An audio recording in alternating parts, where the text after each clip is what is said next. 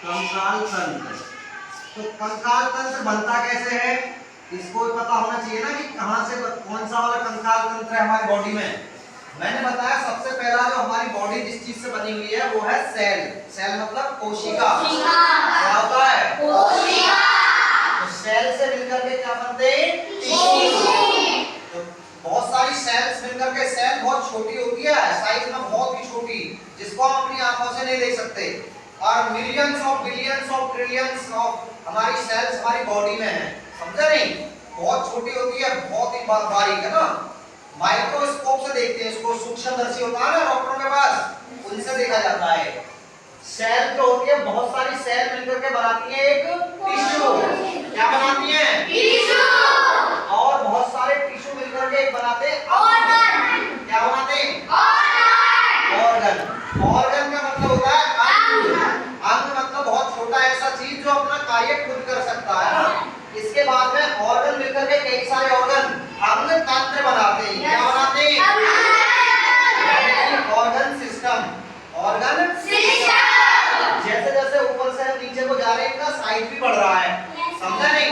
कोशिकाओं से, बहुत सारी कोशिकाओं से मिलकर के क्या बना होगा? टिश्यू। तो टिश्यू का साइज हो गया बड़ा, समझा नहीं?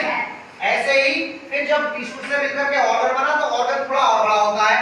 जैसे मैं कहूँ हमारी बॉडी में सबसे बड़ा ऑर्गन कौन सा? लीवर है ना। तो लीवर काफी बड़ा होगा देखने में, तो समझ रहे नहीं? इसी तरीके से ऑर्गन सिस्टम होता है जिसमें बहुत सारे ऑर्गन मिलकर के काम करते हैं, समझे नहीं? ऑर्गन सिस्टम बनता है। तो ये ऑर्गन जो सिस्टम है ये कई तरीके से बटे हुए हैं, मतलब ये भी कई टाइप के हैं। अब मैं जरा इनको यहीं पे निकाल देता हूँ, देखते जरा कितने टाइप के आते हैं निकल करके। इनकी कोई काउंटिंग में नहीं, बहुत सारे ऑर्गन सिस्टम होते हैं हमारे पास बॉडी में।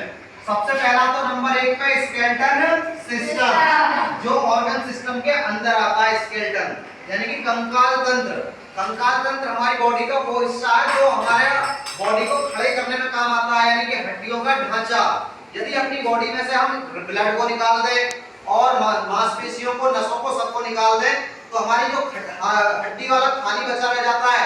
देखा होगा ना आपने, कहीं ना कहीं भूत जैसा हड्डी लगती हुई है ना, तो वही क्या होता है? Skeleton system. तो पहला तो स्केलेटन सिस्टम हो गया। दूसरा करते हैं हम इसके बाद में muscular system. Muscular system. Muscular system को हिंदी में कहते हैं मांसपेशीय तंत्र या पेशीय तंत्र भी बोल देते हैं, है ना। मांसपेशीय तंत्र। इसके बाद में अगला वाला जो है थर्ड, वो है आपका कौन सा? Nervous system. नर्वस सिस्टम होता है जो आपका टच फील कराता है, ब्रेन जो सूचनाएं भेजता है दिमाग, समझे नहीं? तो ये होता है nervous system. Nervous system. Nervous system को बोलते हैं तंत्रिका तंत्र। क्या कहते हैं? तंत्रिका तंत्र। इसके बाद में जो 4th नंबर पे आता है वो आता हमारा क्या? Respiratory system. तो रेस्पिरेटरी सिस्टम को बोलते हैं श्वसन तंत्र। रेस्पिरेटरी। तो रेस्पिरेटरी सिस्टम जो होता है हमारे पास में, इसको कहते हैं हम श्वसन तंत्र। अरे मां जो हमारे सांस लेने में काम करता है पूरी बॉडी को, हमारी बॉडी में सांस आ रहा है जा रहा है, तो इसके लिए पूरा सिस्टम है हमारी बॉडी में, इसको कहते हैं श्वसन तंत्र। इस तरीके से नेक्स्ट आता है हमारे पास में सर्कुलेटरी सिस्टम। Circulatory system. तो सर्कुलेटरी जो सिस्टम होता है इसको कहते हैं हम परिसंचरण तंत्र। हमारी बॉडी में जो क्या काम करता है? ये ब्लड को पूरी बॉडी में भेजने का काम करता है, जिसमें हार्ट सबसे इंपॉर्टेंट रोल निभाता है। इसको कहते हैं हार्ट को engine of the body. Body का इंजन भी तो यही है, पंप करता है ब्लड को, पूरी बॉडी में भेजता है, यहाँ से यहाँ, पैरों में भी, नसों में भी। तो ये क्या काम करता है सर्कुलेटरी सिस्टम कि ये हमारे पास में ब्लड का फ्लो करता है, ब्लड को सर्कुलेट करता है। इसके बाद में और बताते हैं, इसके बाद कौन सा होता है बताएं, और बताइए जल्दी से। अरे बताओ जल्दी, और कोई हमारी बॉडी में बताइए। Excretory system. Excretory system. इसको कहते हैं हम जो हमारे पास में बाहर, बॉडी से बाहर निकालता सारी चीजों को, मतलब ये विसर्जन तंत्र होता है, समझे नहीं? और इसके बाद सबसे इंपॉर्टेंट जो हमारी बॉडी में वो है डाइजेस्टिव सिस्टम।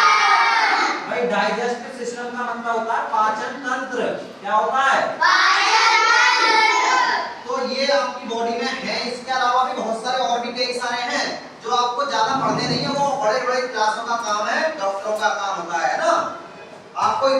स्ट्रक्चर बॉडी के याद रखने चाहिए कि हमारी बॉडी किससे बनी हुई है, और इसके बाद टिश्यू से क्या बनता है, और फिर ऑर्गन सिस्टम बनता है।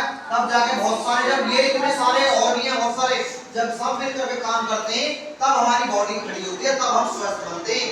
इनमें से किसी भी एक में दिक्कत आ जाती है, कब? जब आपकी बॉडी में फीवर आ जाए, या आपकी बॉडी में कोई चोट लग जाए, या कुछ भी ऐसी घटना जो आपके शरीर जिससे ठप पड़ता है, इसका मतलब इनमें से किसी एक सिस्टम में कमी चल रही है, इसलिए पूरी बॉडी काम नहीं करती है। समझ गए नहीं? जैसे हम कहें कि हमारे पास गाड़ी है 4 पहिए वाली, और उसमें से ये कह दे कि एक टायर निकाल दो, तो 3 टायर में तो गड़बड़ हो जाएगी ना गाड़ी में, होगी नहीं? तो ऐसे यदि एक सिस्टम को कम काम कर रहा है, वर्कलोड ज्यादा पड़ जाए, या वो वर्क करना बंद कर दे, तो इसका मतलब है कि बॉडी हमारी कुछ ना कुछ गड़बड़ में हो जाएगी, यानी कि बॉडी पे इफेक्ट पड़ता है यदि इनमें से किसी भी चीज में दिक्कत आती है। एक्सक्रीटरी सिस्टम में क्या होता है, आपकी किडनी वगैरह आती है, समझे नहीं? डाइजेस्टिव सिस्टम में तो आपका मुंह से लेकर के और जहां तक आप पॉटी करते हैं वहां तक का पूरी प्रक्रिया होती है, समझे नहीं? बड़ी कैनाल होती है, बहुत बड़ी आहार नाल कैनाल है ना, तो उसमें से पूरा भोजन की प्रक्रिया, हमारी पाचन कैसे होता है, जब बताएंगे जब आएगा डाइजेस्टिव सिस्टम। ठीक है, चलो अपनी क्लास में जाएं।